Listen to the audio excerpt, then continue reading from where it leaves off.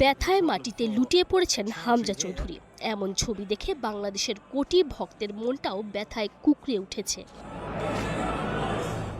ইনজুরির কারণে লেস্টার সিটির জার্সিতে বাংলার ফুটবলের সুপারস্টারের সময়টা এমনিতেই ভালো কাটছে না।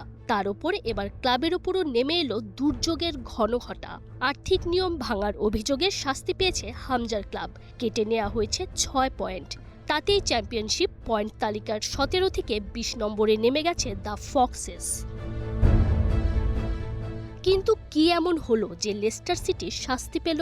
প্রফিট অ্যান্ড সাস্টেনেবিলিটি রুলস অনুযায়ী একটা ক্লাব ৩ মৌসুমের সর্বোচ্চ ১০৫ মিলিয়ন পাউন্ড পর্যন্ত লোকসান করতে পারবে, অর্থাৎ প্রতি মৌসুমে ৩৫ মিলিয়ন পাউন্ড।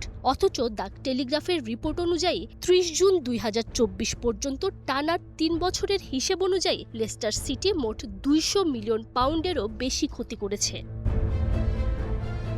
অনেকের মতে ২০২১ সালের গ্রীষ্মেই লেস্টারের আর্থিক সমস্যা শুরু হয়। সেই সময় তারা কোনো বড় খেলোয়াড় না বিক্রি করেই নতুন খেলোয়াড় কিনতে ৫০ মিলিয়ন পাউন্ডেরও বেশি খরচ করেছিল।